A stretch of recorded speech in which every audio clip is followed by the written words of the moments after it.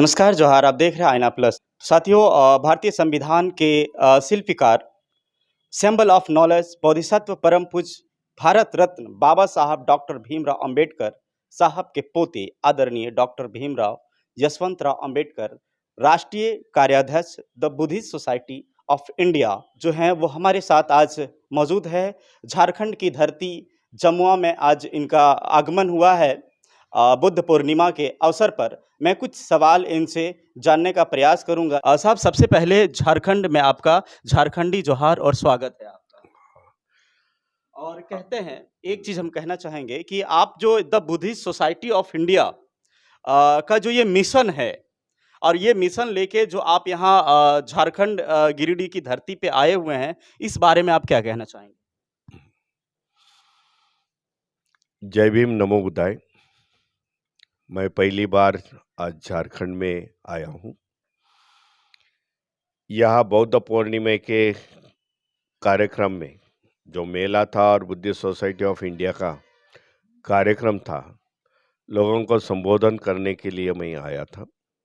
मैंने देखा कि झारखंड में बुद्धिस्ट सोसाइटी ऑफ इंडिया जो बाबा साहब ने स्थापित की हुई संस्था है, जिस बुद्धिस्ट सोसाइटी ऑफ इंडिया में देश में बाबा साहब ने धम्म क्रांति की, कई लाखों लोग इस धम्म क्रांति से आज जुड़े हुए हैं। लेकिन झारखंड में ये धम्म क्रांति की गति कमी होने के कारण आज यहाँ झारखंड के इस जमुआ में जो गिरिडीह डिस्ट्रिक्ट है, वहाँ के लोगों को संबोधित करने के लिए मैं आज यहाँ उपस्थित हूँ। कल मैं उपस्थित था, संबोधन किया और लग रहा है कि आने वाले समय में हम इस झारखंड प्रदेश में बुद्धिस्ट सोसाइटी ऑफ इंडिया का नेटवर्क यहाँ के लोगों को बौद्ध धम्म समझाने का, धर्मांतरित करने का, जो बाबा साहब अम्बेडकर ने हमें रास्ता दिखाया था, उस रास्ते को चलने का, उस रास्ते को दिखाने का हम लोग काम करने वाले हैं। और आने वाले समय में लगता हूँ कि झारखंड में ऐसी मूवमेंट, रिलीजियस मूवमेंट जो बुद्धिस्ट सोसाइटी की, हम लोग खड़े करने में यशस्वी होंगे। बिल्कुल। कहते हैं कि लोकतंत्र खतरे में है, क्या कहेंगे इस पे?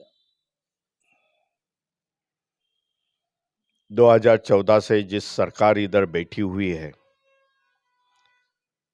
देश में और प्रदेशों में, ये ऐसी विचारधारणी है, ये ऐसी विचार सरणी है जो बाबा साहब के समय होते हुए उन लोग ने बाबा साहब को विरोध किया था। वो विचार सरणी के लोग आज केंद्र में, राज्यों में बैठे हुए हैं। इससे मालूमात पड़ता है कि लोकतंत्र को दबाने की काम कर रहे हैं। लोकतंत्र से सभी नागरिकों को अधिकार मिल गए, हक मिल गए, और जब नागरिक पढ़ते हैं तो अपने हक और अधिकार की बात करते हैं। इसके लिए उनको वहाँ से हटाने का काम, उनके हक और अधिकार को डावलने का काम इस सरकार कर रही है। अनेक मुद्दे हैं, अनेक उदाहरण हैं, जिससे लग रहा है कि संविधान में इन लोग छेड़छाड़ कर रहे हैं और लोगों को दिखाते हैं हम संविधान पे चलते हैं। संविधान, इसके लिए मैं गुजारिश करूंगा यहाँ के नागरिकों को, भारत के नागरिकों को, यहाँ के schedule caste, schedule tribe, OBC समाज के लोगों को, जो पढ़े लिखे लोग हैं, संविधान का वाचन करें, संविधान समझने की कोशिश के।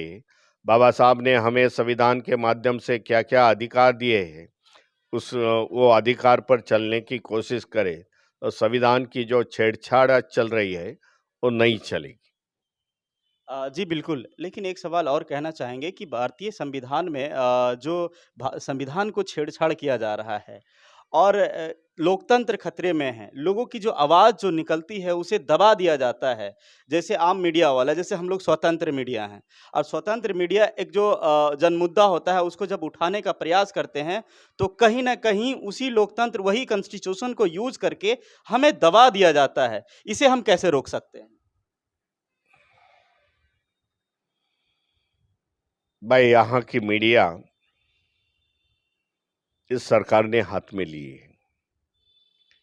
मीडिया चलाने वाले अभी इंडस्ट्रियलिस्ट हैं और वो इंडस्ट्रियल सरकार के दोस्त लोग हैं। इसके लिए क्या दिखाना, क्या नहीं दिखाना, वो उन लोग तय करते हैं। सोशल मीडिया जैसे आप जैसे लोग हैं, उन लोग की मीडिया का इफ़ेक्ट और इम्पैक्ट काफ़ी कम है। इसके लिए जो बातें हैं वो आती नहीं। ये चित्र मीडिया हो या प्रिंटिंग मीडिया हो, इस पर सरकार की लोग होने के कारण सेंसर होके ही ये सब बात आती है। इसके लिए देश की जो असलियत चल रही है उस लोगों के सामने आती नहीं, ये मैं भी जानता हूँ।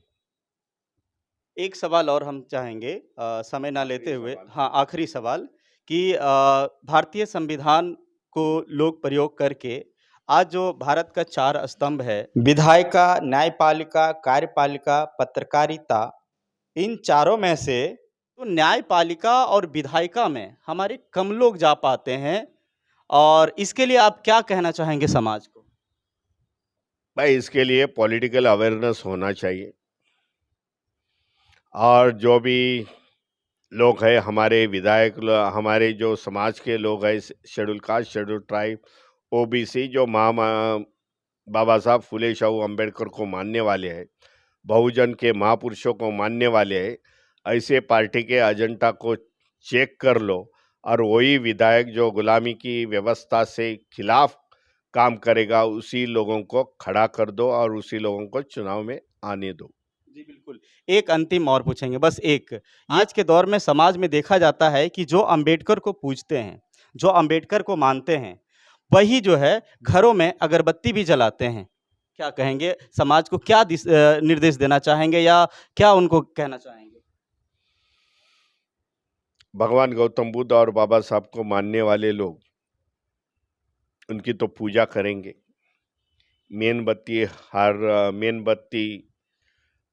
अगरबत्ती, फूल माला तो उनकी प्रतिमा को चढ़ाएंगे, वो तो होने वाली बात है। लेकिन जब बाबा साहब को और गौतम बुद्ध को मानने वाले लोग अंधश्रद्धा, पाखंड से बाहर लाने का हम लोग काम कर रहे हैं, बुद्धिस्ट सोसाइटी ऑफ इंडिया। जब से इस पाखंड से बाहर आएंगे तो सही रास्तों पर चलेंगे। तो जैसा कि हमने जाना कि the Buddhist society of India का एक मिशन है कि बाबा साहब के विचारों को लोगों तक पहुंचाना, जन-जन तक पहुंचाना, ये कार्य the Buddhist society of India कर रही है और वाक़ई में हमारा संविधान आज के दौर में अगर मैं कहूँ, मेरा अगर विचार है, तो सबसे बड़ा अगर ग्रंथ देखा जाए ना, तो वो हमारा इंडियन कॉन्स्टिट्यूशन है।